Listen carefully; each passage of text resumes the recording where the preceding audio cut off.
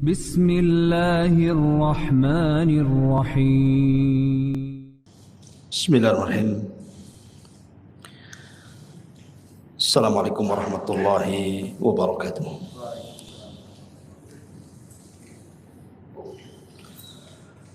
Alhamdulillah wassalatu wassalamu ala Rasulillah wa ala alihi wa sahbihi wa mawalah wa la hawla wa la quwwata illa billahi wa ba'du. Alhamdulillah, segala puja dan puji hanya milik Allah Subhanahu wa taala.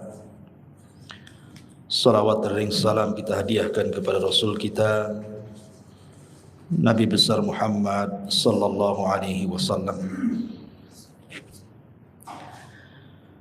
Pembahasan di malam hari ini biasa kita membahas Qasasul Anbiya, tapi malam ini kita akan membahas tema lain yang sederhana. Sebuah hadis yang dikeluarkan Al-Imam Muslim dalam sahihnya dari Abi Hurairah radhiyallahu an marfu'an, yang sampai kepada Nabi sallallahu alaihi wasallam, "Thalathatun la yukallimuhumullahu yaumal qiyamah wa la yuzakkihim wa lahum wa la yanzuru ilaihim wa lahum adzabun alim. Syaikhun zanin wa malikun kadzabun wa ailun mustakbirun." Dari Abi Hurairah radhiyallahu an, Nabi sallallahu alaihi wasallam bersabda, 3 kelompok yang tidak akan diajak bicara oleh Allah Subhanahu wa taala pada hari kiamat,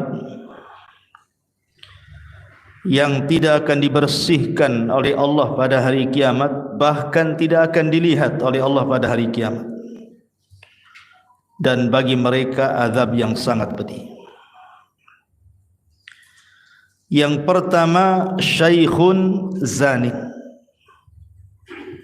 orang tua yang sudah renta tapi masih berzina. Yang kedua, wa malikun kadzab, penguasa yang berdusta. Wa ailun mustakbirun, dan orang miskin yang sombong. Dalam riwayat Salman Al-Farisi radhiyallahu an ada tambahan, wal munafiq sil'atahu bi khadifin kadhib, dan orang yang bersumpah atau memudahkan sumpah-sumpah palsu untuk melariskan dagangannya. Ma'asyiral muslimin yang dimuliakan Allah Subhanahu wa taala, 3 perkara ini adalah 3 perkara yang sangat mengkhawatirkan sekali, karena ancamannya sedemikian banyak dari Allah Subhanahu wa taala dan juga Rasulnya. Tidak akan diajak bicara pada hari kiamat, tidak akan dibersihkan, tidak akan dilihat, bahkan bagi mereka azab yang sangat pedih. Berarti sini 4 ancamannya. Pertama, tidak akan diajak bicara oleh Allah Subhanahu wa taala. Jangan lagi Allah Subhanahu wa taala yang mengajak bicara kita. Terkadang kita bicara dengan orang, kemudian orang itu tidak mau diajak bicara, bahkan memalingkan pandangannya, itu sudah sakit bagi kita. Apalagi Allah Subhanahu wa taala yang tidak bicara dengan kita, tentu lebih sakit lagi. kemudian tidak dibersihkan, maknanya Allah Subhanahu wa taala sama sekali tidak memandang keimanan kita. Jadi apa yang sudah kita lakukan dari amal-amal soleh di dunia ini, Allah Subhanahu wa taala sama sekali tidak menilainya. Ini kan bahaya. Kemudian wala yang duru ilaihi. Yang ketiga, Allah tidak akan melihat. Maksudnya melihat dengan kacamata rahmat. Kalaupun dia melihat kita, maka dengan kemurkaannya. Kita saja ada orang yang kita takuti, kemudian dia memandang kita dengan pandangan ancaman saja sudah takut kita ini. Apalagi Allah Subhanahu wa taala. Kemudian Allah juga menyediakan azab yang sangat pedih. Walahum azabun alim. Dan bagi mereka azab yang sangat pedih. Siapa mereka ini? Di sini Nabi SAW mengatakan syaikhun zanin, orang tua yang sudah renta tetapi masih melakukan zina. Ketika para ulama memberikan catatan kepada kalimat syaikhun zanin ini, para ulama mengatakan bahwa kalau seandainya ada dua orang yang berzina, yang satu anak muda, yang satu orang yang sudah tua, sama-sama berzina, maka dosa zina orang tua jauh lebih besar dibandingkan zinahnya anak muda. Itu maksudnya. Apa alasannya? Yang pertama, kita tahu bahwa usia manusia itu terbatas. Terutama umat Nabi SAW dibatasi dengan usia. Kata Nabi SAW, a'maru ummati bainas sittina wa sab'in, bahwa umur umatku itu berkisar 60 sampai 70 tahun saja. Wa qalilun ma yajuzu dzalik, sedikit orang yang melampaui 70 itu. Ada tetapi tidak banyak. Umumnya orang itu di usia 70 tahun sudah meninggal.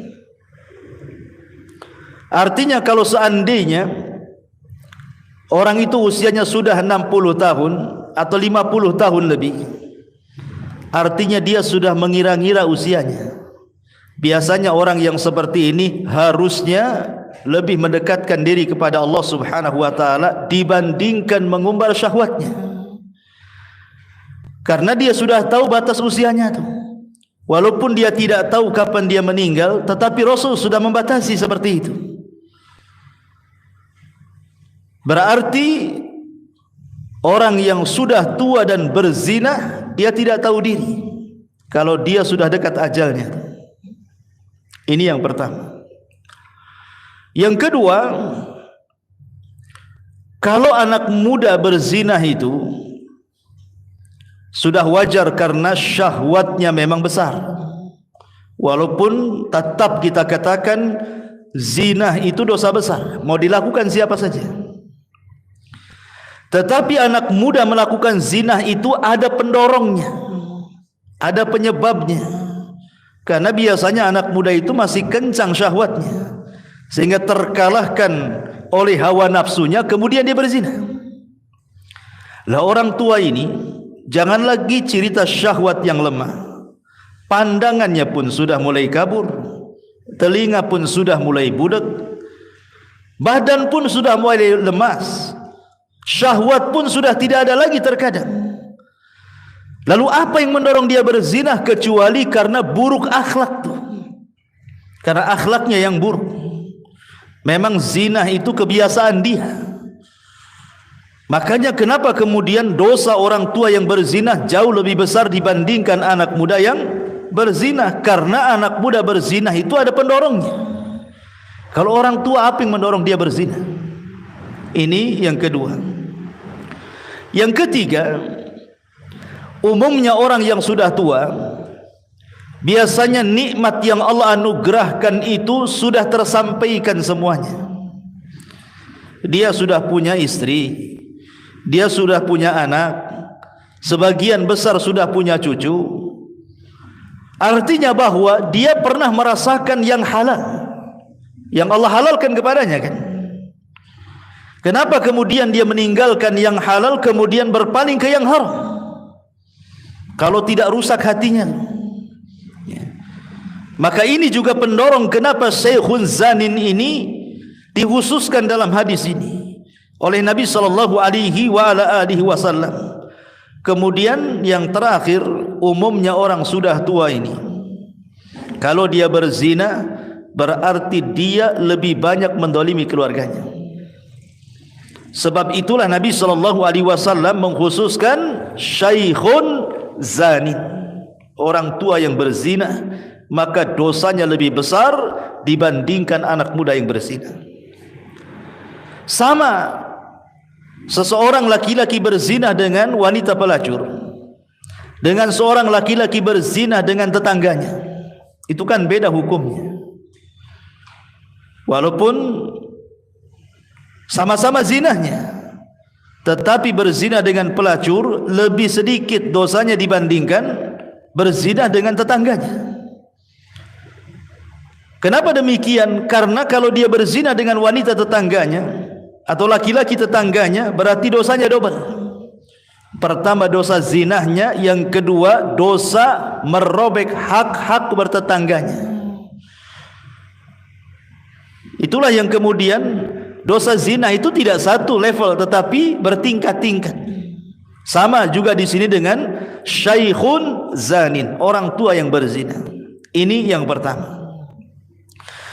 Kemudian yang kedua kata Nabi SAW, wa malikun kadzab.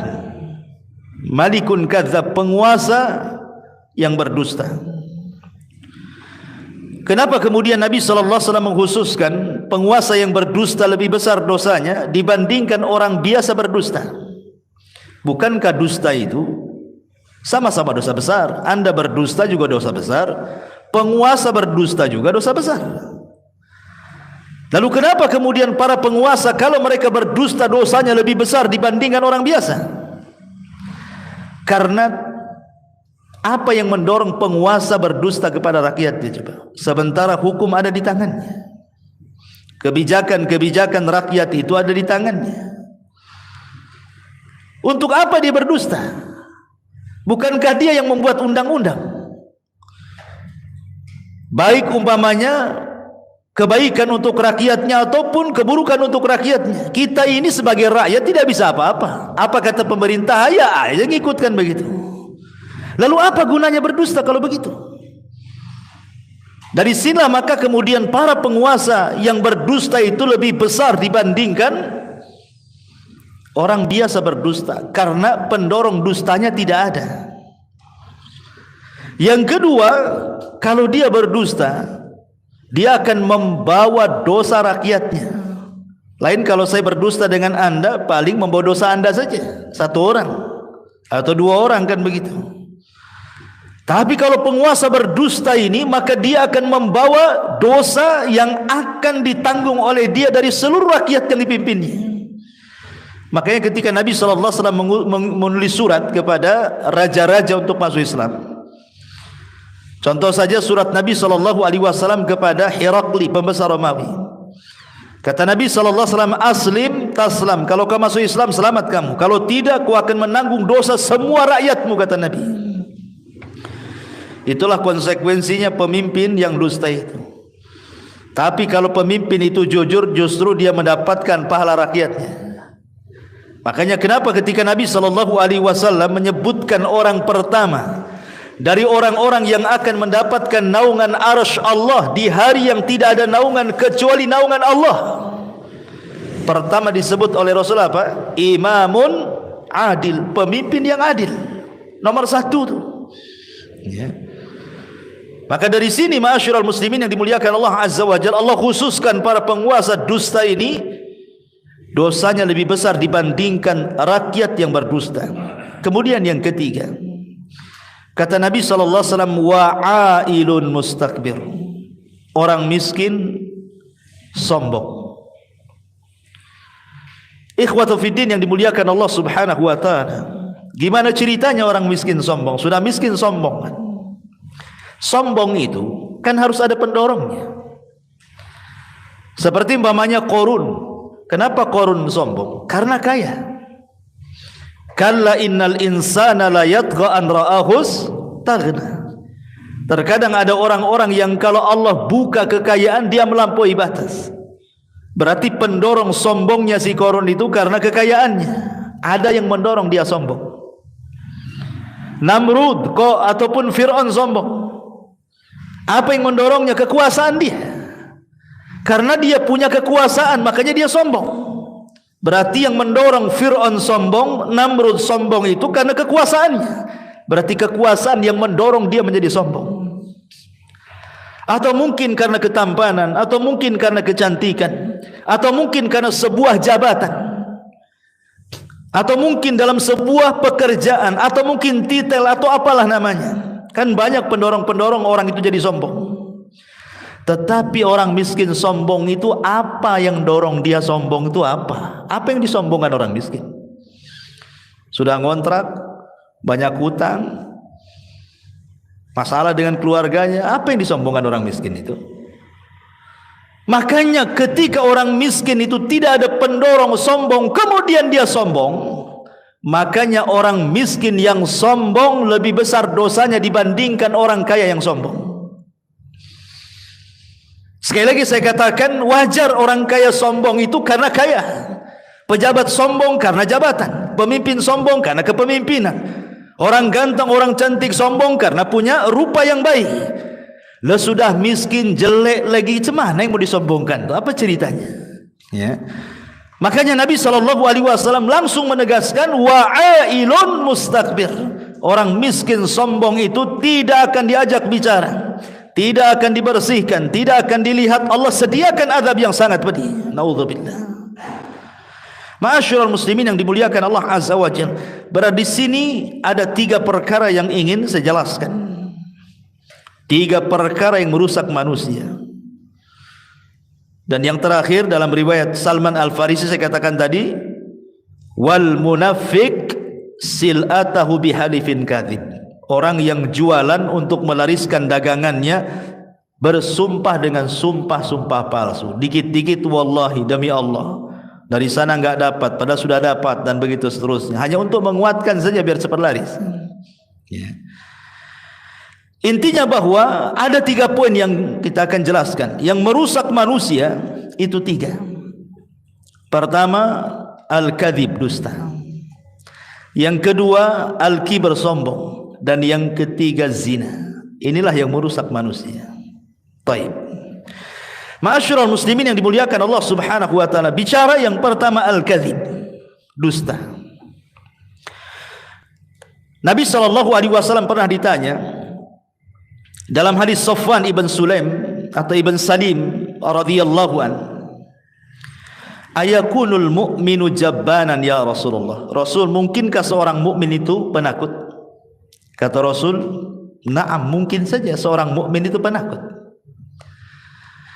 Kemudian Rasul ditanya lagi, ayakunul mu'min bakhilan? Apakah seorang mukmin itu bisa jadi bakhil? Kata Rasul, na'am, boleh jadi seorang mukmin itu bakhil. Kemudian kata orang ini, ayakunu mu'min kadziban? Mungkinkah seorang mukmin itu pendusta wahai Rasul? Kata Rasul, la, tidak. Seorang mukmin tidak mungkin berdusta. Dia boleh penakut, diajak jihad mikir-mikir. Dia boleh bakhil, disuruh sedekah mungkin malas. Tetapi seorang mukmin tidak mungkin dusta, kata Rasul. Karena akhlak seorang mukmin tidak mungkin dusta. Kemudian Rasul membacakan ayat, innama yaftaril kadhiba alladzina la yu'minuna bi ayatillah wa ulaika humul kadzibun. Hanya saja orang-orang yang mengarang-arang kedustaan itu dilakukan orang-orang yang tidak beriman dengan ayat-ayat Allah, dan mereka adalah para pendusta. Allah nafikan iman dalam ayat ini kepada para pendusta, karena seorang mukmin tidak mungkin berdusta. Jangankan seorang mukmin, di zaman jahiliyah, dusta itu aib bagi mereka. Amr ibn As radhiyallahu anhu sebelum masuk Islam masih kafir, masih musyrik, masih menyembah berhala. Dia berkawan dengan Musailamah al-Kadzdzab. Musailamah al-Kadzdzab orang yang ngaku nabi palsu tuh di zaman Nabi. Bertandanglah Amr bin As ke rumah Musailamah al-Kadzdzab.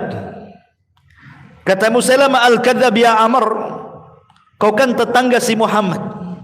Apa yang terakhir kau ingat dari surat yang diturunkan Jibril kepadanya? Kata Amr bin As, yang aku ingat adalah suratul Fil. Udah dia bacakan, ara'aita alladhi alam tara kaifa fa'ala rabbuka bi ashabil fil alam yaj'al kaidahum fi tadlil wa arsala alaihim tayran ababil tarmihim bi hijaratin min sijil faja'alahum ka'asfin ma'kul, katanya. Hafal Amr ini walaupun masih musyrik, karena orang-orang Arab biasa ngapal syair. Ya.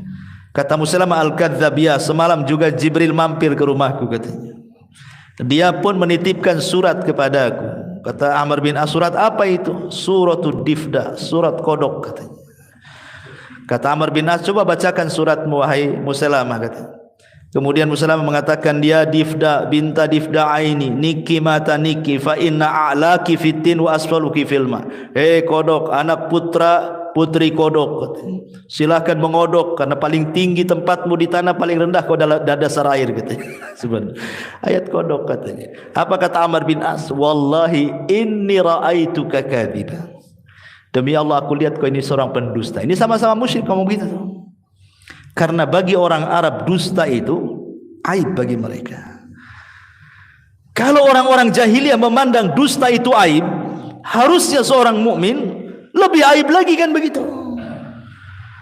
Ma'asyiral muslimin yang dimuliakan Allah, makanya ketika Nabi SAW menjelaskan tentang dosa para pendusta di dalam kuburan itu, satu malam Nabi SAW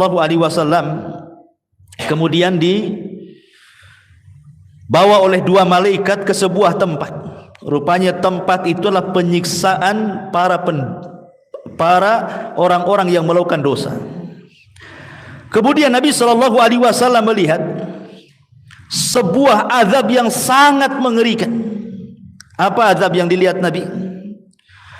Kata Nabi SAW, aku melihat ra'aitul lailata rajulaini atayani qala. Ketika Nabi SAW melihat ada orang yang terlentangkan, jadi kakinya di atas, kepalanya di bawah. Kemudian di sampingnya ada orang yang memegang pisau dalam bentuk celurit bengkok begini. Kemudian dimasukkan ke dalam mulutnya, kemudian diiris sampai ke tengkuknya. Kemudian setelah itu dimasukkan ke lubang hidungnya, kemudian diiriskan sampai ke tengkuknya. Kemudian diulang ke sebelah kirinya. Kemudian diiriskan sampai ke tengkuknya. Kemudian diulang ke hidung sebelah kirinya, diiriskan sampai ke tengkuknya. Rupanya ini sudah balik lagi. Terus seperti itu. Kata Rasul, mahadan, apa ini? Kata Jibril, intalik. Kemudian hadis ini panjang. Kemudian kata Nabi SAW, alladzi ra'aitahu, kata malaikat ini, orang yang kau lihat itu, yushakku sidquhu fakadzabun yakdzibu bil kadzbati tuhmalu anhu hatta tablughal afaq, katanya. Orang yang kau lihat itu, yang kemudian diiris dari mulai mulut dan lubang hidungnya sampai ke tengkuknya kiri kanan itu, mereka adalah para pendusta yang dustanya sampai melambung ke ufuk, katanya. Mungkin zaman dulu ikhwan, berdusta sampai melambung ke ufuk, maknanya dustanya itu terkena orang banyak. Itu mungkin sulit kalau zaman dulu, ya. Sehebat apapun orang mengarang dusta, sulit untuk tersebar ke berbagai macam tempat, itu susah. Tapi sekarang kan mudah dengan adanya handphone, ya. Antum buat aja cerita hoax, kemudian antum tekan saja enter, kemudian langsung menyebar dalam 1 detik, sudah ke semana-mana, dibaca semua orang. Apalagi tahun-tahun politik, ditunggu-tunggu hoax itu. Apalagi sudah ada YouTube, sudah ada Instagram, sudah ada ini. Itulah maknanya tablugul afaq. Jadi dusta itu menyebar kemana-mana tuh. Kalau dulu belum ada handphone kan, susah kita ini mau nyebar dusta kan. Mau nyebar hoax satu desa saja susah kan. Nunggu dari mulut ke mulut, baru kemudian beberapa bulan baru tersebar kan gitu. Lah sekarang ini tidak perlu nunggu berbulan-bulan, 1 detik saja sudah tersebar satu Indonesia, satu dunia lagi kan begitu. Lah bagaimana Nabi SAW menjelaskan begitulah hukumannya di azab kubur para pendusta itu. Ma'asyiral muslimin yang dimuliakan Allah Subhanahu wa taala, dan ingat dusta itu bukan sifat orang, itu sifat setan itu. Dusta itu sifat setan. Makanya Allah Subhanahu wa taala mengatakan dalam surah Asy-Syu'ara ayat 221 sampai 223, hal unabbiukum ala man tanazzalu syayatin tanazzalu ala kulli affakin athim yulquna as-sam'a wa aktsaruhum kadzibun, kata Allah. Maukah kuhabarkan, kata Allah, kepada kalian, setan ini kalau turun ke mana? Setan ini kalau turun ke mana, kata Allah. Maka Allah jawab, tanazzalu ala kulli affakin athim. Mereka turun menemui para pendosa dan juga para pendusta. Siapa mereka? Para dukun, paranormal, ya. Yulquna sam'ah. Kemudian setan-setan itu melemparkan kalimat-kalimat hasil dari dengar dia dari langit. Wa aktsaruhum kadzibun, dan kebanyakan setan-setan itu pendusta. Jadi ketika jin-jin itu naik ke langit, kemudian mencuri dengar dari perkataan malaikat, dapatlah satu kalimat, kemudian dicampur adukan dengan 99 kalimat, kemudian dijualah kepada dukun itu, satu benar 99 kalimat dusta. Jadi dari sini bahwa syaitan itu mengarang-arang cerita kemudian dijual kepada dukun. Kemudian dukun pula berdusta kepada kita. Itu namanya silsilah kibul namanya. Jadi dukun dikibuli oleh jin, kita pula dikibuli dukun gitu maksudnya, ya. Jadi dusta itu adalah sifatnya syaitan, kesimpulannya. Kemudian juga sifatnya orang-orang munafik. Bahkan Nabi SAW mengatakan bahwa jima' hisal, keseluruhan watak-watak munafik itu adalah kadzib, dusta. Apabila mereka hasad, mereka berdusta. Apabila mereka dengki, mereka berdusta. Apabila mereka hendak menipu, mereka berdusta. Apabila mereka bicara, mereka berdusta. Itulah orang munafik itu. Makanya Nabi SAW mengatakan ayatu munafikin salasatun. Tanda orang munafik itu 3. Salah satunya, kata Rasul, idza haddatsa kadzab. Apabila dia ngomong, berdusta. Artinya dusta ini sifatnya orang kafir, sifatnya orang munafik, sifatnya syaitan, dan begitu seterusnya. Ma'asyiral muslimin yang dimuliakan Allah Subhanahu wa taala, tapi kan dusta ini tingkat-tingkatan. Sama dengan zina juga bertingkat-tingkat kan begitu. Yang paling besar dosanya adalah dusta itu kalau al-kadzibu 'ala Allah wa Rasul. Dia berdusta atas nama Allah dan atas nama Rasulnya. Ini dusta paling besar. Ya. Seperti umpamanya dia menciptakan hukum, Allah mengatakan halal, Allah mengatakan haram, padahal Allah tidak mengatakan ini halal, ini haram. Kita balik hukum Allah. Dan Allah katakan dalam surah An-Nahl ayat 116, Allah mengatakan wala taqulu lima tasifu alsinatukumul kadhiba hadza halalun wa hadza haramun litaftaru 'ala Allahi kadhiba. Maka janganlah kalian mengucapkan sesuatu dan mengatakan ini halal, ini haram, padahal Allah tidak mengatakannya, hanya untuk berdusta atas nama Allah Subhanahu wa taala. Kemudian yang kedua, atau mungkin dia tidak mengatakan seperti itu, merubah-rubah ayat-ayat Al-Quran, yang halal diharamkan, yang haram dihalalkan, dan begitu seterusnya. Boleh jadi mungkin dia mentafsirkan Al-Quran yang bukan tafsirnya dengan kedustaan karena hawa nafsunya. Atau mungkin dia membuat sebuah riwayat hadis yang dinasabkan kepada Rasul, yang kemudian hadis itu hadis maudhu, hadis palsu. Atau mungkin sudah ada hadis palsu kemudian disebarkannya. Itu sama dengan berdusta atas nama Rasul. Betapa banyak para duat, para dai yang mereka tidak paham dengan hadis-hadis Rasul, berceramah tiba-tiba mengeluarkan hadis-hadis maudhu. Kata Nabi SAW dalam sebuah hadis, "Man kadzaba alayya muta'ammidan falyatabawwa maq'adahu minan nar." Siapa yang sengaja berdusta atas namaku, silahkan tempat duduknya di neraka. Kan banyak itu para duat. Kalau kita menyampaikan hadis dan ini hadis palsu, jelaskan ini hadis palsu. Jangan dilempar begitu saja karena masyarakat tidak paham. Akhirnya masyarakat mengimani sesuatu yang tidak boleh diimani. Ini yang pertama. Yang kedua, al-kadhibu 'alan nas. Berdusta kepada manusia seperti orang-orang munafik. Mereka berdusta.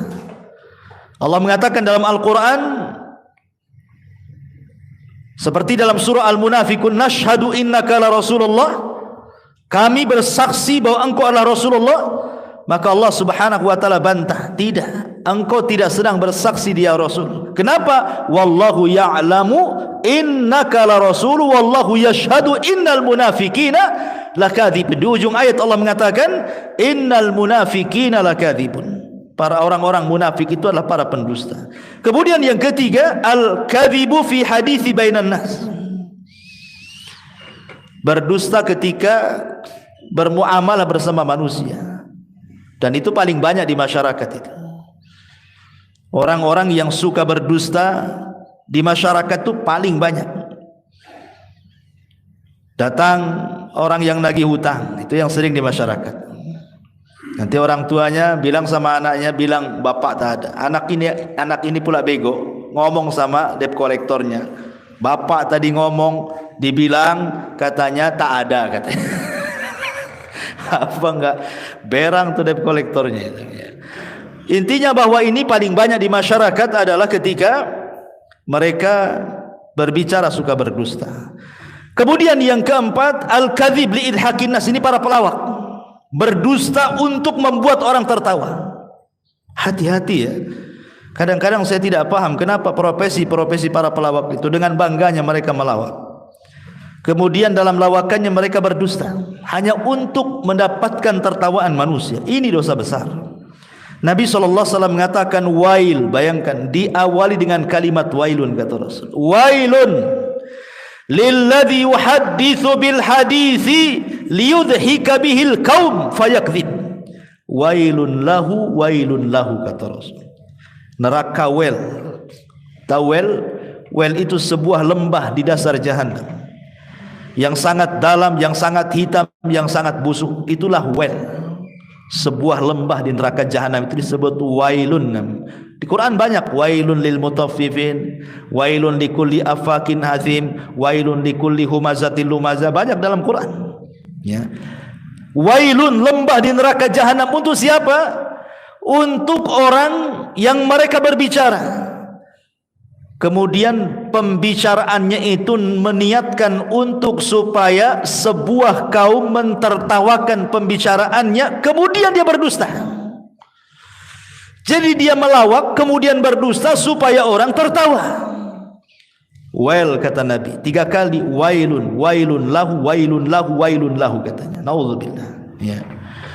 Kemudian juga yang nomor 5, al-mubalaghatu fil itra' wal madah. Atau orang terlampau menyanjung orang. Karena di zaman dulu banyak orang-orang yang ingin mendekati para pemimpin, para khalifah, sehingga kemudian melantunkan syair-syair walaupun harus berdusta, yang penting khalifah senang, para penjilat. Ya. Dan itu juga banyak di masyarakat kita.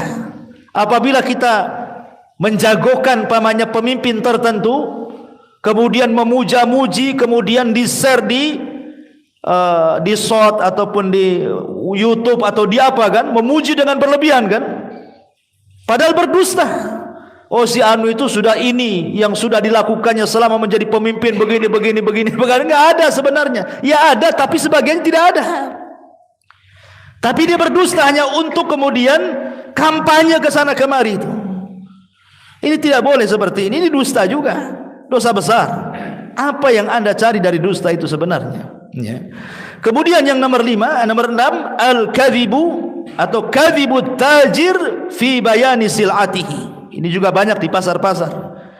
Dustanya para pedagang biasanya ya untuk melariskan dagangannya, maka dia rela menyembunyikan aib dagangannya itu supaya laris.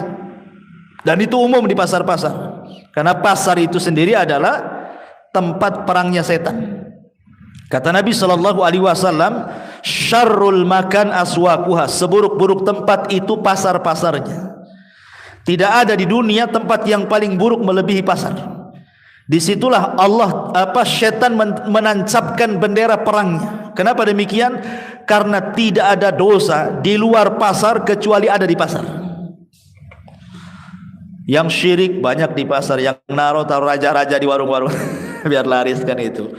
Dunia perdukunan itu perang di pasar tuh. Yang hasad di pasar, yang dengki di pasar, yang maki-maki, yang merendahkan, yang gibah, semua di pasar ada. Ya. Makanya berlindunglah kalau orang masuk pasar itu. Kemudian yang nomor 9 syahadatuz zur.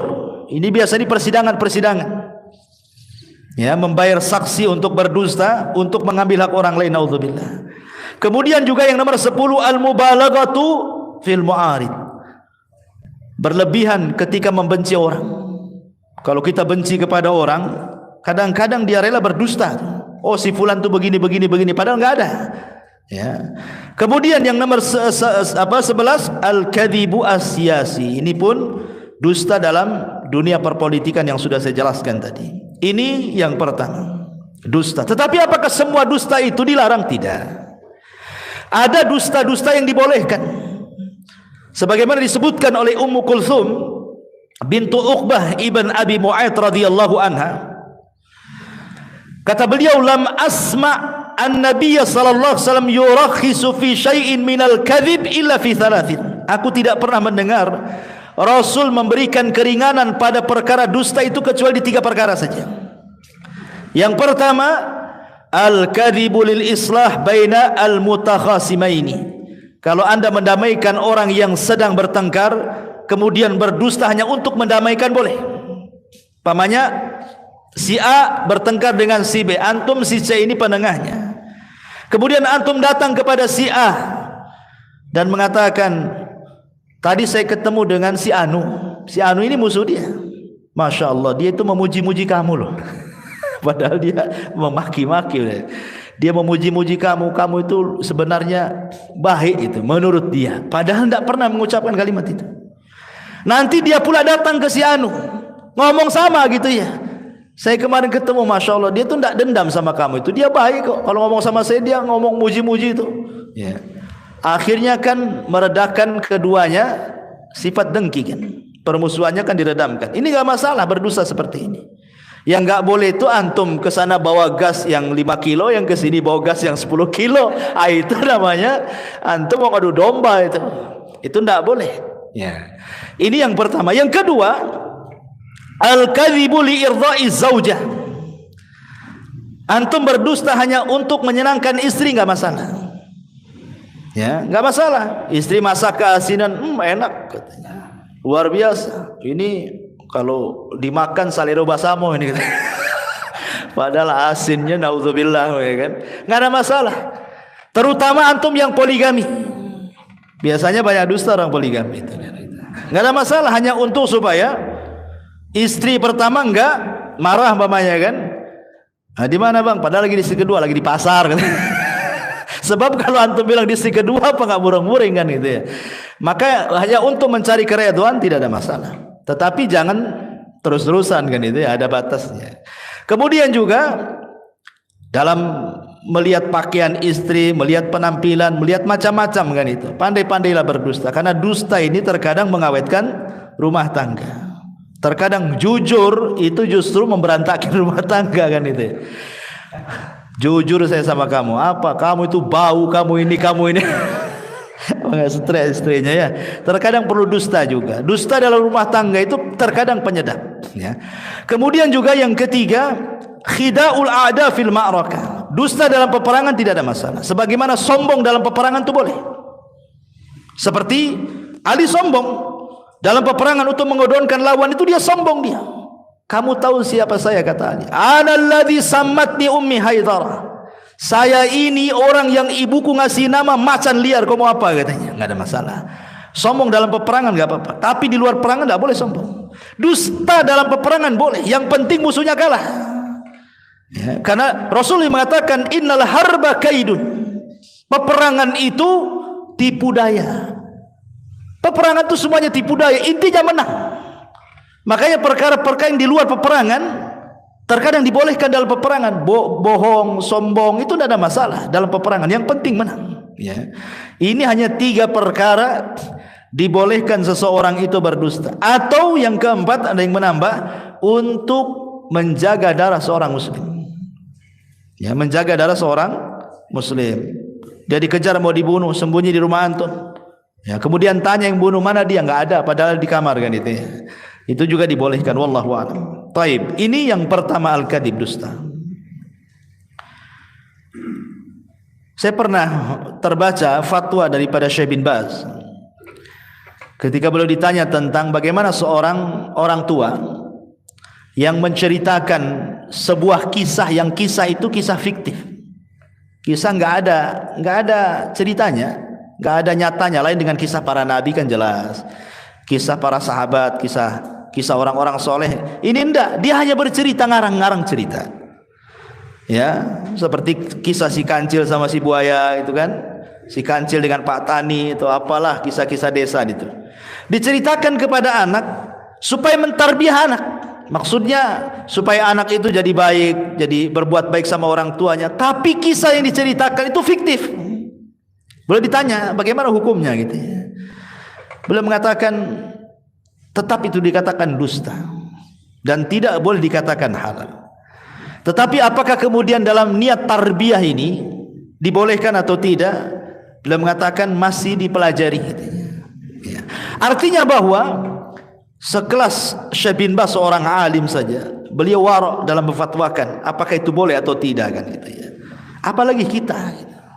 Ya, maka jangan mudah-mudah kemudian seseorang itu memberikan fatwa, kemudian fatwanya itu ternyata tidak berdasar. Atau agak-agak menurut dia gitu ya, mungkin agak-agak jawabannya kayak gini. Nggak boleh. Agama ini jangan main agak-agak, harus pasti, karena kebenaran itu ada tolak ukurnya, Al-Quran dan Sunnah. Ya. Ma'asyiral muslimin yang dimuliakan Allah Azza wa Jalla. Yang pertama, yang kedua, sombong atau al-kibar. Nabi SAW mengatakan dalam sebuah hadis, yuhsyarul mutakabbiruna amsalaz zar yaumal qiyamah fi suratul rijal yaghshahumudz dhullu min kulli makanin yusaquna ila sijnin fi jahannam ila akhiril hadis. Kata Nabi SAW, nanti pada hari kiamat orang-orang yang sombong di bumi itu akan dikumpulkan dan akan dibentuk seperti zar. Zar itu kecil sekali, seperti semut. Jadi orang yang sombong di dunia itu dikecilkan badannya seperti semut. Kemudian dia akan terseok-seok karena takut diinjak orang-orang besar. Coba bayangkan bagaimana Allah Subhanahu wa taala menghinakan para orang-orang sombong ini. Ketika di dunia merasa besar, di akhirat Allah kecilkan badannya sehingga terseok-seok dia, takut diinjak orang. Begitulah al-jaza min jinsil amal. Balasan itu disesuaikan dengan amalannya. Makanya dulu saya ceritakan kepada antum tentang seorang alim namanya siapa itu? Ibnu Dinar, Malik ibn Dinar rahimahullahu taala. Malik ibn Dinar rahimahullahu taala, ketika ada seorang yang sangat masyhur namanya Muhallib ibn Abi Sufrah. Muhallib ibnu Abi Sufrah. Dia seorang jenderal perang, itu ma'ruf. Jenderal perang, seorang muslim. Ya. Dia bisa membawa pasukannya dan selalu membawa kemenangan dalam perangnya itu. Muhallib ini, ma'ruf kisahnya Muhallib ini, jenderal perang di zaman itu. Jadi ada seorang ulama namanya Malik ibn Dinar rahimahullahu ta'ala. Ketika dia lewat, Muhallib ini lewat di depan dia, tetapi cara jalannya itu seperti orang sombong, membusungkan dada. Ya. Maka Malik ibn Dinar kemudian tidak suka dan mengatakan, cara jalanmu ini adalah jalan yang Allah murkai. Sebaiknya jangan jalan seperti itu. Biasa saja. Ya. Apa karena kau jenderal gitu bahasanya? Tapi bahasa ulama ini mengatakan sebaiknya kau jangan jalan seperti itu, karena jalan seperti itu adalah jalan yang dimurkai Allah. Kemudian Muhalib, karena dia seorang jenderal perang, mengatakan, ata'rifuni, berani-beraninya kau bicara kepadaku dan menasihati diriku, tahukah siapa aku, katanya. Maka kata Malik ibn Dinar, na'am, saya tahu persis siapa kamu, katanya. Saya tahu persis siapa kamu. Kemudian kata Muhalib, kalau begitu siapa saya, katanya. Dikiranya Malik ibn Dinar akan mengatakan, kau seorang jenderal, engkau seorang panglima perang. Tidak, kata Malik ibn Dinar, dia mengatakan, aku tahu siapa kamu. Bukankah kamu adalah manusia yang terlahir min nutfatin adhirah, dari sperma yang kotor, keluar dari tempat keluar air najis, katanya. Kok ini orang yang keluar dari sperma yang kotor, keluar dari 2 lubang najis 2 kali, dan sekarang di balik bajumu itu terkandung najis kotoran. Dalam perutmu itu banyak kotorannya. Dan seandainya kau mati pun kemudian kau tidak dikuburkan, maka bangkaimu adalah bangkai yang sangat menjijikkan manusia. Enggak ada orang yang berani mendekati bangkaimu, katanya. Artinya kemudian Malik ibn Dinar menasihati, janganlah sombong, kamu dengan saya sama saja, katanya. Kemudian dia mengatakan, al-an saya tahu siapa diriku, kata Muhalib. Ya. Dia sadar dengan ucapan Malik ibn Dinar. Dari sini menunjukkan bahwa kalau kita terlahir dari sperma yang kotor, keluar dari 2 lubang air najis, laki-laki dan perempuan, kemudian kita hidup pun membawa-bawa najis dalam perut, kemudian kita mati, kalau seandainya tidak dikuburkan, bangkai kita seminggu saja sudah busuk, lalu apa yang disombongkan, gitu maksudnya. Apa yang disombongkan manusia itu? Tidak ada. Makanya Ibnu Sammak suatu ketika menghadap Harun ar-Rasyid, seorang pemimpin ma'ruf. Harun ar-Rasyid pemimpin adil, khalifah, ya. Jadi di hadapan Harun ar-Rasyid ini ada minum air putih. Kemudian Ibnu Sammak mengatakan, ya khalifah, seandainya Allah tahan minuman itu dan kau tidak bisa meminumnya, kira-kira supaya engkau bisa meminum air itu, kau tebus berapa air itu? Saat ini di dunia ini tidak ada air, kecuali hanya ada di gelas itu saja. Kau akan tebus berapa air itu? Kata Harun ar-Rasyid, aku akan tebus dengan separuh kerajaanku, katanya. Kemudian kalau seandainya air itu sudah masuk ke badan, kemudian tidak bisa keluar lagi, orang tidak bisa kencing, otomatis jadi penyakit, kan begitu. Bisa mati orang. Kira-kira supaya bisa keluar dari perutmu itu air itu, kau berani bayar berapa? Kata Harun ar-Rasyid, aku bayar dengan seluruh kerajaanku, katanya. Lihat, satu kerajaan yang dimiliki Harun ar-Rasyid tidak sebanding dengan 1 gelas air. Lalu apa yang disombongkan, gitu maksudnya. Kalau dunia ini tidak lebih daripada segelas air, ya. Makanya ketika Allah Subhanahu wa taala menceritakan tentang kisah orang-orang yang sombong dalam Al-Quran, lihat akibat mereka.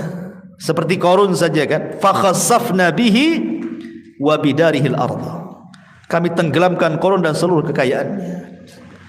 Lihat Fir'aun, fa aghraqnahu, kami tenggelamkan dia. Lihat Namrud, dihukum 40 tahun, dimasukkan 1 ekor nyamuk ke lubang hidungnya, bersarang 40 tahun di otaknya. Namrud tersiksa. Matinya Namrud itu gara-gara dipukul sendal. Namrud itu mati gara-gara dipukul sendal, ya. Kenapa? Untuk menghilangkan binatang yang ada di kepala, seekor nyamuk loh, bersarang di otaknya 40 tahun. Dia minta kepada pembantunya setiap hari dipukul sandal. Tapi Allah Subhanahu wa taala tidak keluarkan sebagai azabnya. Akhirnya mati gara-gara sandal. Itu Namrud yang sombongnya, naudzubillah, ya. Begitulah orang sombong, ma'asyiral muslimin yang dimuliakan Allah Subhanahu wa taala. Makanya Rasul tidak suka dengan orang-orang sombong. Di zaman Rasul ada Abi Dzar Al-Ghifari mencela Bilal bin Rabah. Abi Dzar Al-Ghifari seorang sahabat. Ya. Dia mengatakan kepada Bilal ibn Rabah, "Ya ibna Sauda," katanya. "Wahai anak orang hitam."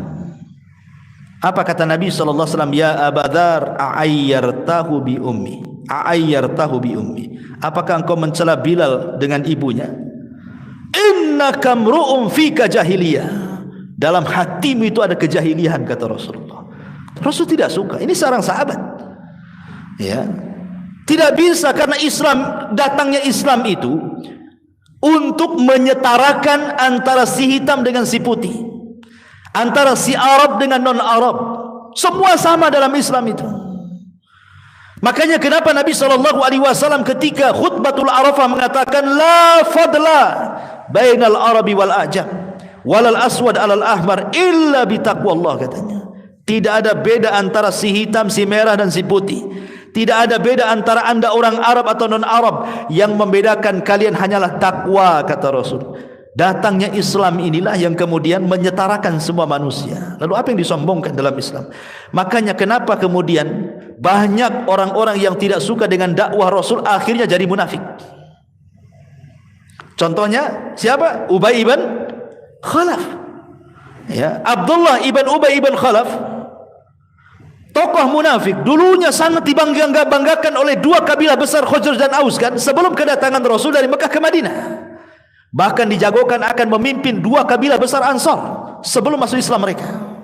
Datang Nabi, rupanya kabilah Ansar dua-duanya masuk Islam, Khazraj dan Aus itu. Kemudian Islam menyatarakan mereka semuanya. Akhirnya Abdullah ibn Ubay tidak lagi dihormati kan? Karena apa? Semua sama dalam Islam itu. Mau anda pemimpin, kami rakyat. Mau anda pejabat, kami orang biasa. Mau anda kaya, kami miskin. Semua sama. Sejak itulah akhirnya Abdullah ibn Ubay dendam kepada Rasul. Akhirnya jadi munafik dia. Ya. Ma'asyiral muslimin yang dimuliakan Allah Azza wa Jalla. Taib. Sombong ini banyak pengaruhnya. Di antaranya ikhwatu fiddin muliakan Allah Azza wa Jalla, persis kata Nabi SAW ketika ditanya apa itu sombong, kata Rasul, batrul haq wa ghamdun nas, menolak kebenaran. Semata-mata menolak kebenaran itu sudah dianggap sombong. Menolak Quran, menolak hadis itu sombong orang itu. Yang kedua, merendahkan manusia, karena biasanya orang sombong itu dia cuek dengan orang. Kalau antum ingin tahu orang kaya sombong itu, ngobrol dengan dia. Ya, ngobrol dengan orang-orang kaya itu. Kalau dia tidak punya perhatian dengan antum, ya antum dicuekinnya, antum sekedarnya, itu sombong itu orang itu. Tidak memandang, apalagi wajah dia kemana, wajah antum kemana, kan itu ya. Ya. Seperti itu ikhwan. Na'udzubillah ya. Kemudian juga su'u muamalatin nas. Biasanya orang sombong itu buruk muamalahnya. Sangat buruk muamalahnya. Ketika ada seorang laki-laki minta izin kepada Nabi SAW, kemudian kata Nabi kepada Aisyah, bi'sa akhul asyirah, seburuk-buruk orang yang datang itu dia wahai Aisyah, katanya. Kemudian ketika datang orang ini, tiba-tiba Nabi SAW senyum-senyum, tertawa-tertawa. Aisyah heran gitu. Kata Aisyah, Nabi SAW, tadi kau mengatakan seburuk-buruk orang dia, ketika dia sudah datang kau tajamul pula, artinya berpura-pura pula kan itu. Tidak menunjukkan bahwa dia itu orang jahat katanya kan. Padahal yang datang ini orang munafik. Sampai-sampai Rasul mengatakan ketika datang Hasan Husain, dicium sama Nabi. Orang ini mengatakan, ya Rasulullah, saya punya 10 anak, laki-laki dan perempuan, tidak ada yang aku cium satupun, katanya. Maka kata Nabi SAW, ciumlah mereka. Jangan sampai Allah mencabut rahmat di hatimu, maka tidak akan turun rahmat dari langit kepadamu, katanya. Irhamu man fil ardi yarhamukum man fis sama. Sayangi orang yang di bumi, maka yang di langit akan menyayangi kamu, katanya. Lihat orang sombong itu tidak punya rahmat dalam hatinya. Ya, tidak punya rahmat sama sekali. Karena muamalahnya buruk orang-orang seperti itu. Makanya kenapa Nabi SAW sangat mengajarkan tawadu dan membenci kesombongan. Sampai di akhir hayatnya loh, sebelum wafatnya Rasul, itu di akhir khutbah beliau, sebelum beliau wafat, beliau naik mimbar. Kemudian kata Nabi SAW, "Man kuntu darabtu dhahran fahadha dhahri," kata Rasul. Siapa yang dulu ku pukul punggungnya, ni punggungku, pukul sekarang. "Wa man akhadtu malan fahadha mali falyaqtas minhu, falyakhudh minhu." Siapa yang dulu ku ambil hartanya, ini lo hartaku, ambil sekarang katanya. "Wa man syatamtu irdan fahadha irdi falyaqtas minhu." Atau yang dulu pernah ku caci, ku maki, ku rendahkan, ku gibah, nih kehormatanku, caci sekarang. Itu sebelum wafatnya Nabi. Nabi ingin mengajarkan kepada kita bahwa begitulah sikap tawadhu gitu dia. Nabi ingin tawadhu, bukan mentang-mentang dia Nabi kemudian suka-suka dia mendolimi rakyatnya, tidak. Rasul tetap minta dikisos. Sampai dari kerumunan orang itu ada laki-laki tiba-tiba berdiri, "Saya siap mengkisos Anda wahai Rasul." Wah, satu masjid ribut sahabat, siapa yang berani? Nabi lagi sakit, tiba-tiba ada yang berani kemudian mengatakan, "Ana ya Rasulullah, saya wahai Rasul." Ya, ala dha'fir riwayah, walaupun sebagian ulama melemahkan riwayat ini. Rupanya kata Rasul, "Maju kamu." Makin dekat, makin kenal Rasul. Lah, rupanya dia adalah siapa? Dia adalah orang yang didoakan Nabi SAW, Uqasah ibn Mihsan. Yang ketika Rasul menyebutkan 70.000 orang yang masuk surga tanpa hisab dan azab, kata Uqasah, "Rasul doakan aku." Kata Uqasah, kata Rasul, "Hai Uqasah, engkau termasuk mereka." Katanya. Semua sahabat nunjuk juga, "Kami juga wahai Rasul." "Oh tidak, sudah dahului Uqasah," kata Rasul. Jadi Uqasah ini makin dekat. Lah, kau kan Uqasah wahai Uqasah, bukankah aku sudah mendoakan kamu dengan masuk surga? Kata Uqasah, "Iya, karena engkau yang bicara wahai Rasul, kau minta dikisos, ya aku ingin kisos lah kan itu." Kemudian kata Rasul, "Apa salahku kepadamu?" Kata Uqasah, "Rasul, dulu waktu kau bariskan kami, badanku agak ke depan. Dan ketika itu aku tidak berpakaian. Kau ambil tongkat, kau pukul perutku," katanya. "Aku ingin memukul perutmu," katanya. Wah, ramai para sahabat nih kan. Uqasah memukul perut Nabi. Datang Ali, datang Fadl, datang Abbas, datang Hasan, Husain, banyak para sahabat mengatakan, "Rasul, biar kami saja yang dikisos dia," katanya. Kata Rasul, "Jangan, biarkan Uqasah," katanya. Akhirnya kata Rasul, "Ambilkan tongkat." Diambilkan tongkat, ambil nih Uqasah tongkat. Kata Uqasah, "Ya Rasulullah, waktu kau pukul perutku, aku tidak pakai baju," katanya. "Kau harus melepaskan baju," katanya. Dia lepas baju Nabi, saya bayangkan. Ketika sudah diayunkan, apa enggak tegang satu masjid itu, ikhwan? Ini Uqasah berani memukul perut Nabi. Wah, itu luar biasa. Jadi tongkat lagi diayun-ayun begini, tiba-tiba lagi tegang-tegangnya dilemparkan tongkatnya, kemudian dia pun memeluk Nabi SAW dan mengatakan, "Ya Rasul, bukan itu yang saya kehendaki. Aku sudah merasakan akan dekatnya ajalmu. Aku ingin orang yang pertama kali bersentuhan kulitku dengan kulitmu," katanya. Nah, itu siasatnya Uqasah rupanya. Ya. Tapi lihat bagaimana Nabi SAW mengajarkan tawadhu, seorang pemimpin. Ya. Bahkan Nabi Sulaiman yang kemarin kita sudah ceritakan kan, "Mana Hudhud?" katanya. "Nggak ada Hudhud." "Oh, awas saja kalau datang," katanya. "Ku sembeli dia atau ku azab, atau dia bawa alasan yang jelas." Ngasih pilihan. Ya. Bisa saja Sulaiman kalau pemimpin yang diktator, "Mana Hudhud?" udah datang disembeli kan begitu ya. Tapi Sulaiman masih mendengarkan alasannya. Didengerin baik-baik. "Kenapa kau pergi? Kenapa kau gaib?" kan itu. Udah ceritakan. Itu menunjukkan tawadhunya Sulaiman, masih mendengarkan aspirasi rakyatnya. Coba para pemimpin kayak Sulaiman tuh, Hudhud saja didengar, padahal burung, apalagi manusia.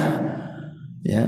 Ma'asyiral muslimin yang dimuliakan Allah Azza wa Jalla. Kemudian juga min asari takabur adalah aqlu huquqin nas bil batil. Biasanya pengaruh sombong itu suka memakan hak-hak manusia secara zalim. Umumnya orang sombong seperti itu.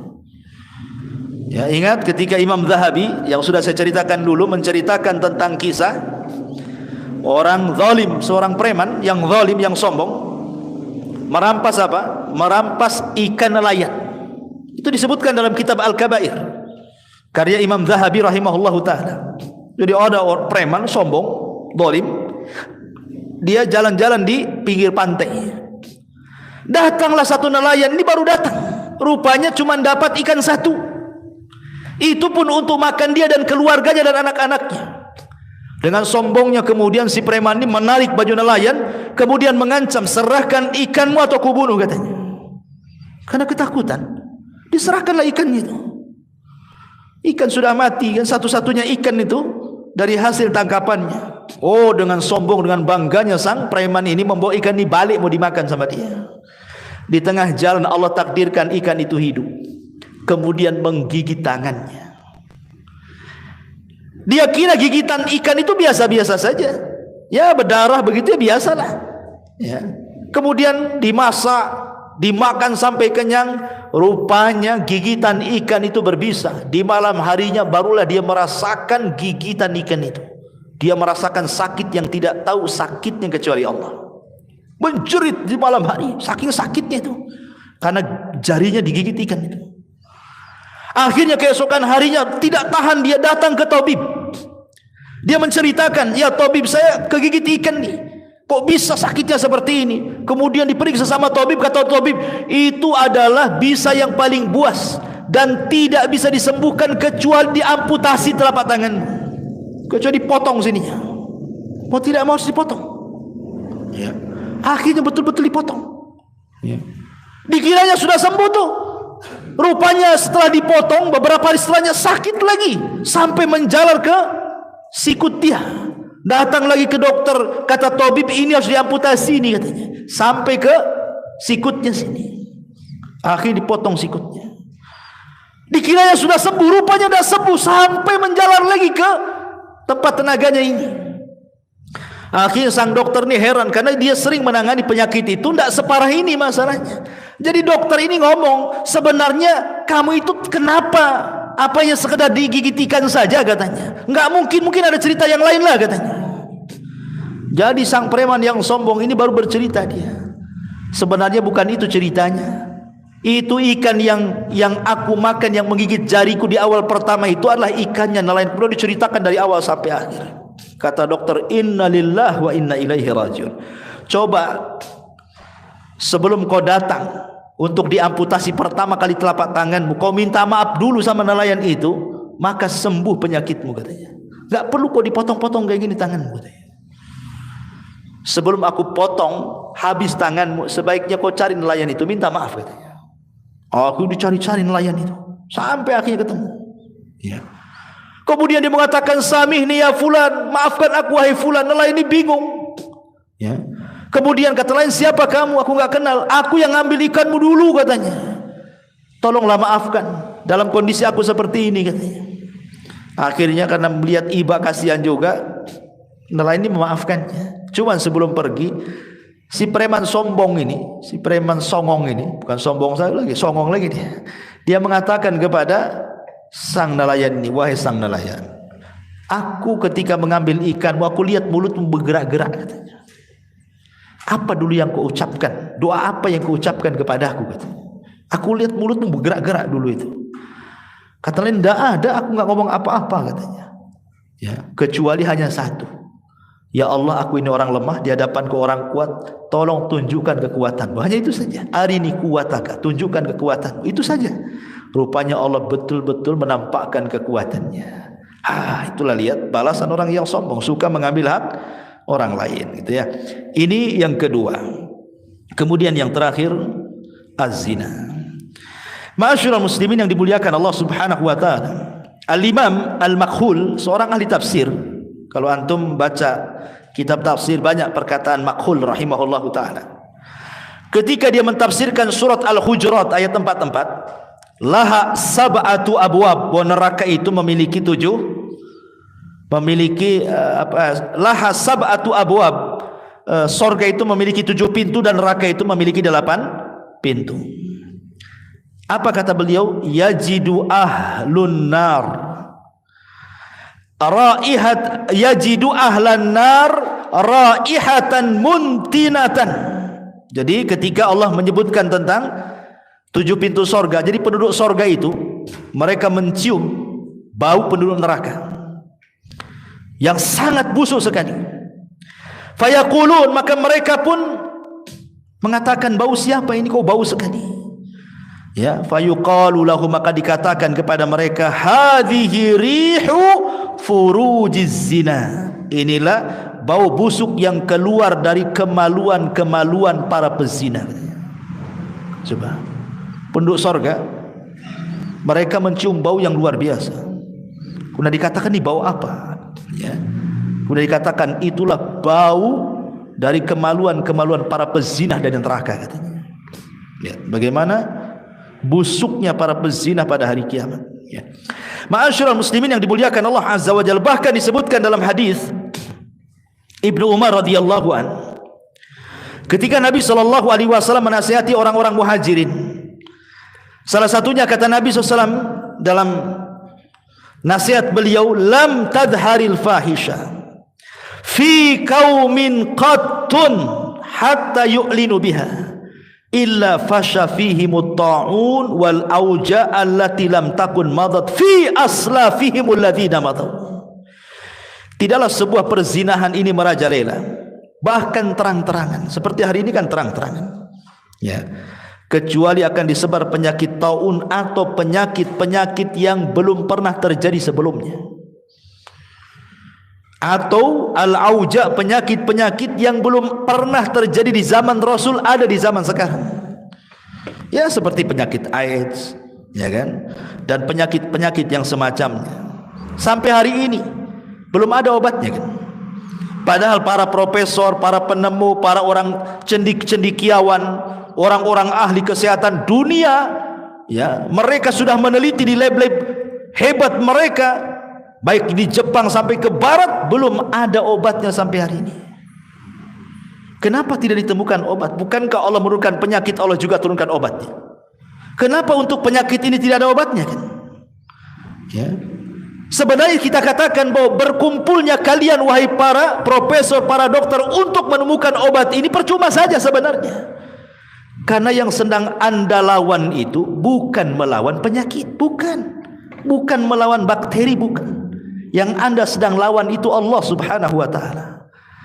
Kalau melawan bakteri boleh jadi mungkin bisa ditemukan obatnya. Corona ada obatnya, ya kan?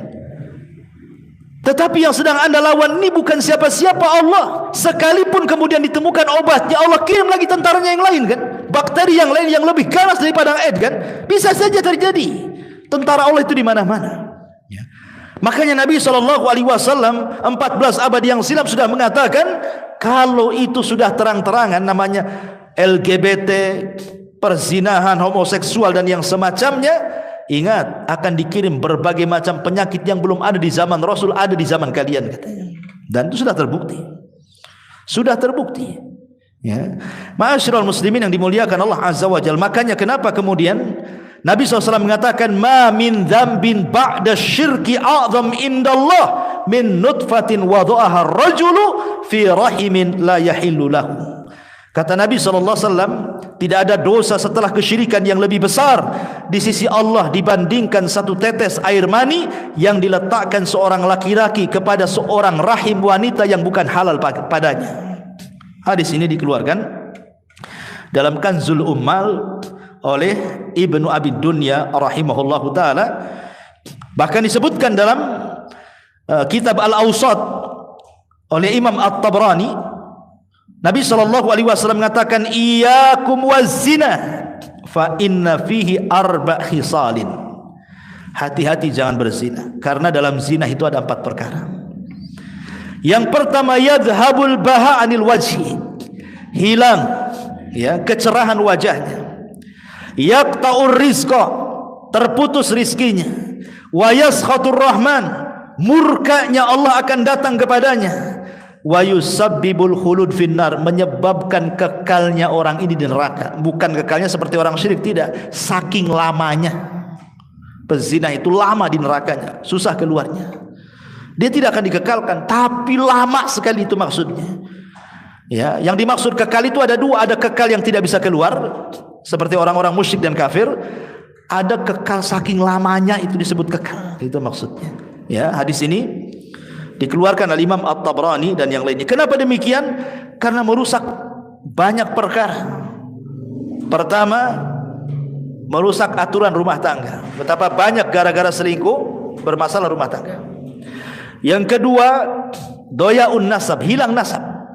Anak-anak hasil zina akhirnya tidak dinasabkan kepada bapaknya, tidak mendapatkan hak waris, tidak mendapatkan hak mahram, tidak mendapatkan hak wali. Subhanallah. Dan dia bagikan orang lain dengan bapaknya. Tidak diakui. Dalam Islam tidak diakui. Jadi hilang nasabnya. Ya. Kemudian juga Imam Ibnul Qayyim rahimahullah ta'ala sampai mengatakan, lihat bagaimana Islam ketika menghukum hudud, had pezina itu berbeda dengan hukum hudud yang lainnya.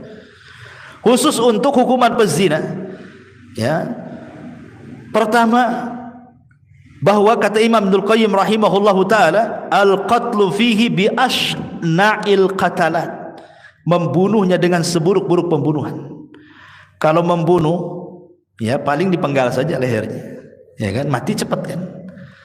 Tapi kalau pezina ini, kalau dia muhsan kemudian dirajam, itu bukan sekali lempar mati, pakai batu kecil lagi. Dia merasakan luar biasa sakitnya kan. Lama dia matinya, sakitnya lebih lama gitu. Yang kedua, kata Imam Ibnul Qayyim rahimahullahu taala, tidak boleh ada kasih sayang ketika menghukumnya. Dihilangkan perasaan kasih sayang, harus tega. Enggak boleh ada kasih sayang ketika melempar batu. Betul-betul harus tega kita melemparnya. Kemudian yang ketiga, kata Imam Ibnul Qayyim rahimahullahu taala di sini, juga ketika dalam menuduh orang berzina, saksinya lebih banyak, harus 4. Ya, saksi orang menuduh zina itu harus 4. Kalau saksi nikah cukup 2 saja, ya kan? Atau pokoknya kalau berkaitan dengan harta seperti jual beli dan yang lainnya cukup 2 laki-laki, atau 2 perempuan 1 laki-laki, atau 1 laki-laki 1 sumpah. Ya, seperti orang menuduh, sebagaimana Rasul mengatakan apa? Al-bayyinatu 'alal mudda'i wal yaminu 'ala man angkar. Orang yang menuduh datangkan bukti, orang yang dituduh cukup bersumpah, kan begitu. Jadi kalau saya mencuri harta kamu, mana saksinya? Oh, ini saksinya, ya kan? Harus 2 orang, minimal 2 orang laki-laki. Kalau tidak ada, 2 perempuan 1 laki-laki. Kalau tidak ada, 1 laki-laki 1 sumpah. Dan itu ya. Tapi kalau zina tidak, harus 4. Nah, itu menunjukkan berbeda hukuman hudud zina itu dengan yang lainnya. Kenapa? Karena memang perbuatannya sangat tercela sekali. Bukan berarti di zaman Rasul tidak ada pezina, ada, tapi kan tidak terang-terangan. Ya, seperti contoh seumpamanya seorang wanita di zaman Nabi SAW, ada seorang wanita dari kabilah Ghamidiyah. Dia berzina dengan seorang laki-laki dari kabilah Ma'is, seorang budak. Akhirnya hamil, kemudian datang kepada Rasulullah. Itu kan berarti di zaman itu juga ada perzinahan kan. Tapi kan tidak terang-terangan. Ya. Wanita ini pun dia mengaku, dan ngaku itu sekuat-kuatnya bukti, tidak perlu saksi. Kalau orang ngaku ngapain pula ada saksi kan? Udah ngaku. Mengatakan Rasul, zanaitu fatahirni, saya sudah berzina, bersihkan saya. Kata Rasul, boleh jadi kau hanya pelak-peluk saja, kau cium-cium saja, pulanglah. Maksud kata Rasul itu jangan ngaku, taubat saja sudah selesai. Cuman wanita ini betul-betul ingin bersihkan jiwanya. Rasul, kalau tidak percaya sudah hamil ini. Nih, ada di sini anaknya. Ya. Oh, kata Rasul gini saja, kamu lahirin dulu anakmu, baru kau kemari lagi. Seandainya dia tidak balik, tidak akan dicari Nabi. Ya. Tapi karena wanita ini betul-betul ingin tobat, habis lahir anaknya, datang bawa bayi dia. Rasul, zanaitu fatahirni. Rasul, nih bayinya. Kau kan menyaratkan bayinya harus lahir. Ini sudah lahir, tolong rajam saya, katanya. Kata Rasul, oh enggak bisa. Ini disusui dia 2 tahun. Pulang kamu. Maksudnya jangan balik gitu, udah tobat aja gitu ya. Itu bagaimana rahmatnya Islam. Tapi memang dasar wanita ini ingin tobat betul-betul, sudah 2 tahun. Datang dia bawa anaknya. Nih anak saya sudah 2 tahun wahai Rasul. Zanaitu fatahirni. Tolong rajam saya, katanya. Kata Rasul, ada enggak yang mengkafir dari keluargamu? Ada, ini bibi saya, paman saya, katanya. Dia sudah siap mengkafir saya. Akhirnya karena dia yang minta, dirajam wanita ini. Ketika dirajam, Khalid bin Walid semangat, pak, sampai darahnya muncrat ke badannya, sampai di celaknya wanita itu. Kata Rasul, la tasubbuha. Jangan kau cela wanita itu. Laqad kanat taubah, dia sudah bertobat. Kalau tobatnya dibagikan ke 70 penduduk Madinah cukup untuk mereka, kata Rasul. Ya. Kalau tobatnya wanita ini dibagikan kepada 70 penduduk Madinah itu sudah cukup bagi mereka. Kenapa? Karena melihat keikhlasannya. Ya. Tapi lihat bagaimana Islam. Ya, bagaimana Islam itu penuh dengan rahmat. Walaupun dia sudah berzina, tobat saja gitu maksudnya. Dan kalau sudah bertobat bukan dikatakan pezina lagi. Enggak boleh. Kalau dulunya dia pezina kemudian bertobat, jangan dibilang pezina, tidak. Dia sudah tobat. Dia jadi wanita baik-baik lagi. Karena tobat itu menghapuskan dosa yang sebelumnya, sebagaimana Islam juga menghapuskan dosa kekufurannya. Nah, inilah di antara 3 dosa yang disebutkan dalam hadis Nabi sallallahu alaihi wa ala alihi wasallam. Wallahu a'lam bishawab. Subhanakallahumma bihamdika asyhadu an la ilaha illa anta astaghfiruka wa atubu ilaik. Wallahu ta'ala alam. Assalamualaikum warahmatullahi wabarakatuh.